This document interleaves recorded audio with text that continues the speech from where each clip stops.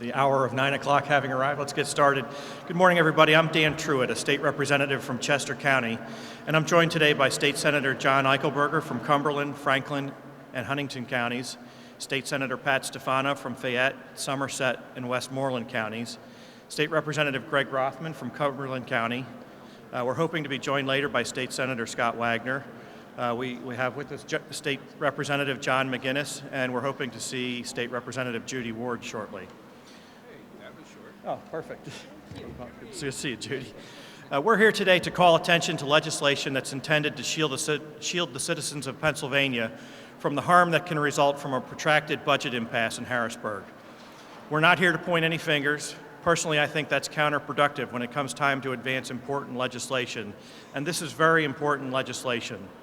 No matter who you might think is at fault for the latest budget impasse, and no matter who you think was responsible for inflicting pain on our most vulnerable populations, I think we can all agree that we need to do whatever is necessary to make sure that if and when we have another budget impasse, the public is not caught in the crossfire. As a private citizen in 2009, I was outraged that my son's school could not purchase textbooks or pay its teachers because of a budget impasse in Harrisburg. I was outraged that senior centers in Chester County were talking about closing their doors. I was outraged that a disagreement in Harrisburg threatened to shut down a museum where I was planning to take 120 Boy Scouts to learn about the history of railroading. And I was especially outraged that that certain folks in Harrisburg seemed to be deliberately inflicting this pain and uncertainty on the public. So when I arrived here in 2011, I immediately started advocating for legislation that I introduced this term as House Bill 232. House Bill 232 would amend our state constitution to say that if we don't enact a state budget by the June 30th deadline, we would continue to use the spending numbers from the prior year until we did pass a budget. House Bill 232 includes provisions to reduce each line item in the budget proportionately in the event that the current year's revenue projections are lower than the prior year's revenue. In early June of 2015, I grew concerned that we were heading for an impasse, and House Bill 232 would not be any help because it was a constitutional amendment that needed to pass in 2 consecutive terms. So I introduced House Bill 1410, which would accomplish the same thing in statute by setting up a temporary emergency budget fund to receive all the revenues that would normally go into the general fund. The budget secretary would then be able to appropriate money from this fund up to the amounts appropriated in the last enacted budget. Now, passing one or both of these bills or something similar is too important and too urgent to be held up by pride of authorship. My colleagues here today have similar ideas that can be considered in place of or as amendments to my bills. I really don't care how we get this done. We just need to get it done as soon as possible. I hope this year won't be like last year, but we must proceed under the assumption that this year could be just like last year. In this spirit, I'm going to turn the podium over to my colleagues so that they can share their thoughts and the details of related legislation that they have or plan to introduce or support. We're going to start with Senator John Eichelberger from Cumberland, Franklin, and Huntington counties. Senator? Thank you and good morning. Greg Rothman and I, Representative Rothman, and I have been working on some legislation here for a little while to address these concerns, and lots of folks here today have worked on things, similar ways to do it. It appears that most people agree that some kind of default situation would be the best scenario for us, where we never go without some money flowing to all the various agencies and governments in Pennsylvania. So whether we're looking at 80% to 100% of the previous year's spending, having a mechanism where money can continue to flow and people aren't used as pawns in the game for leverage, and no innocent people are hurt in the fray of the budget battles here in Harrisburg, would make good public policy as far as I'm concerned. So I applaud the efforts of everybody today, and there's some others that couldn't be with us this morning that are also working on this. It seems like there's a lot of people and a lot of support interested in this legislation, so we hope we can get something done here very quickly. Thank you, and I'm not sure who's next. Do you have it, Dan? Next, we'll hear from Senator Pat Stefano from Fayette, Somerset, and Westmoreland counties. Thank you, Representative Truitt. Hi, my name is Senator Pat Stefano, and I am from the 32nd District, which includes Fayette and Somerset counties and parts of Westmoreland County in southwestern Pennsylvania. My last year was my first year in the legislature, and boy, what a learning experience that was.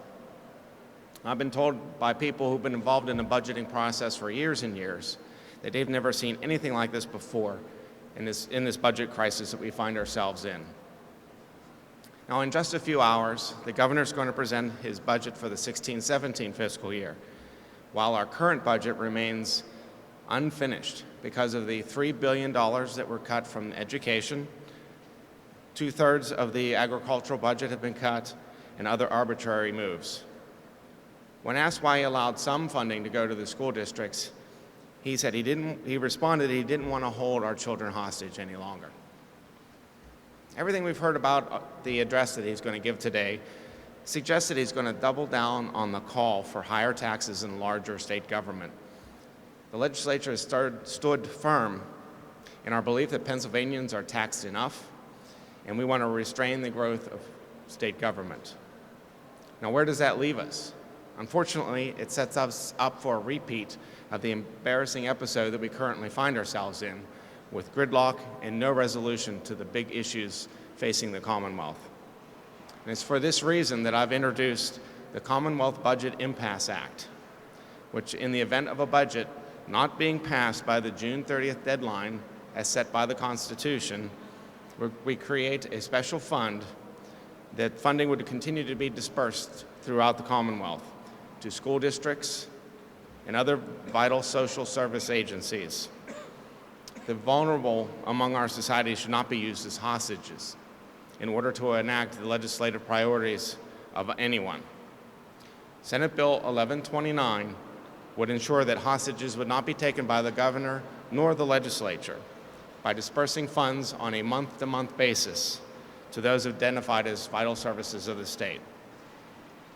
Senate Bill 1129 would also ensure that the pressure would mount on the administration and the legislature to resolve our differences.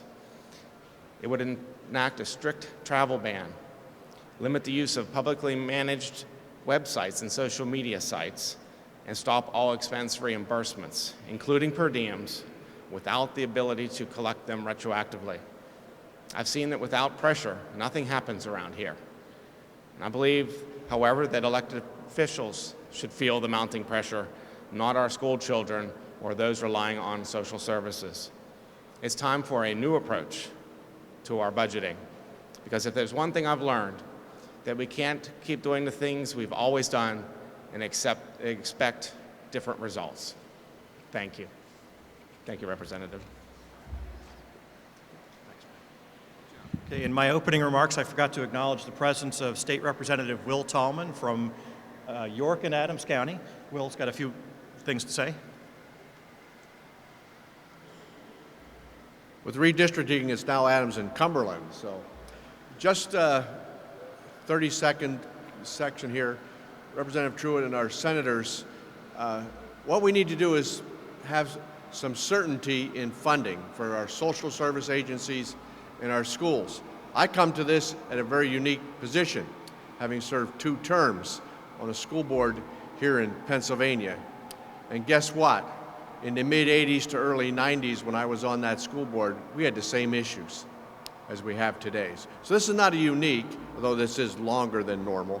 So I believe we need to have certainty of funding. That's what these bills are attempting to do, so that we can keep functioning at the local level, not have our hands tied by the state level and our lack of getting a budget done. Thank you.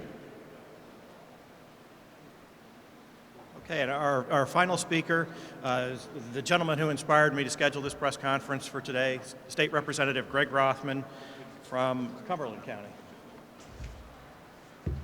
Thank you. I was elected in August, so I'm fairly new to this process, but I spent the previous 25 years in real estate. And in real estate, when you have a contract that has a settlement date, irrespective of differences that may come up or irrespective of where the parties are, you do settle on that date. So imagine my surprise to learn that despite the fact we have a constitutional mandated date for a budget, we ignored it this year. So my idea is, I'm here to speak about two parts to this. Number one is that we have some kind of a trigger, and some of the legislation that's been talked about it will do that, that if there isn't a budget in place by June 30th, we adopt either the previous year's budget or the previous year's budget with some kind of a reduction, and that there are penalties to both the legislature and the administration to stay at the table. And I think that's important too, that we continue to negotiate and stay at the table until we have a budget done. The second part is I'd like to address that we have about $70 billion of our budget, in addition to the $30 billion, that comes from the federal government in the forms of block grants and transportation and community services that just pass through the state of Pennsylvania to the counties for these services, including education and the social services.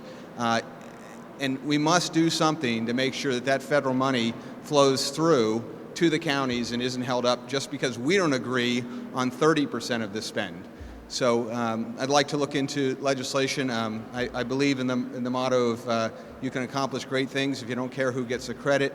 My colleagues behind us, we all want to do the right thing. I'd like to invite the Democrats, especially the ones from central Pennsylvania, to join us in coming up with some kind of a system that does make sure that if there is a budget impasse in the future, and we certainly hope there won't be this year, but in the future generations, if there is a budget impasse, the students and the people that need the services most aren't held hostage or aren't punished. So I look forward to working with our colleagues, and stay tuned. We'll get together and have legislation. So thank you. Okay, to wrap this up, I want to emphasize that the ability to use any portion of our population, especially school children, as hostages in budget negotiations is a tool that needs to be taken away from every party that is involved in those negotiations. That includes all current and future Republicans, Democrats, representatives, senators, and governors. I'm asking the press to help us spread the message and bring these ideas to the attention of citizens who will take the time to contact their legislators and the governor and ask them to support one or more of these bills, and to encourage our legislative leaders to take action on one or more of these bills in the first half of this year. It's critical that it get done in the first half of this year, because we just do not want to go through again in 2016 what we went through in 2015. So I want to thank everybody who's attending today for covering this event, and we'll be happy to take your questions. Yes, sir.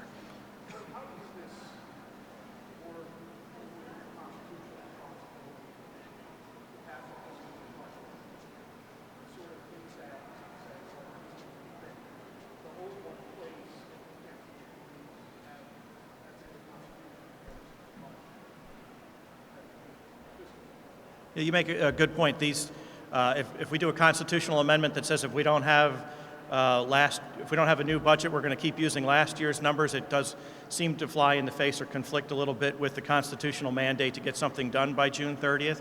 I think that we can work around that in a way that is constitutionally legitimate.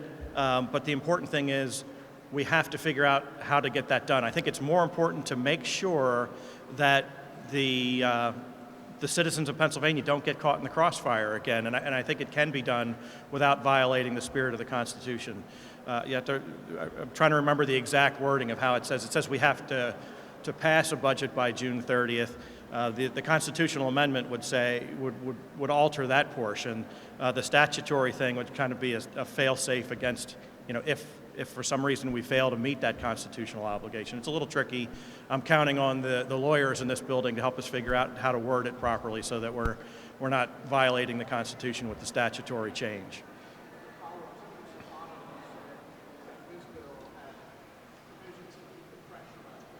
Yes.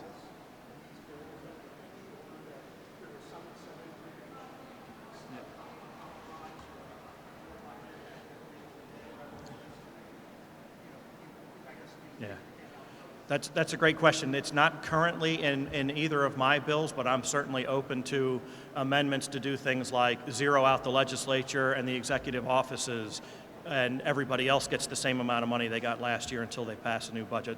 That's the kind of thing that you would hope they would do in the Appropriations Committee. I've teed up a vehicle that it's already in the Appropriations Committee. I'm hoping that the experts in the Appropriations Committee will take that bill up, make those kinds of modifications. Let's make sure that the only people that suffer are the people inside this complex, and that everybody outside the complex is at least held harmless versus last year. Do you want to add anything, Pat? I just want to add one comment. My bill that I introduced, Senate Bill 1129, only funds critical services, does not fund everything. So there will be things that do not get funded. So there won't be a continuation of last year's budget. Representative Rothman and I's bill funds everything with a lower percentage, but the legislature and the governor's office get a larger cut than everybody else. So there's some incentive there. Are there any other questions? Great. Well, thank you all for coming today, and especially in the bad weather, and look forward to seeing you again.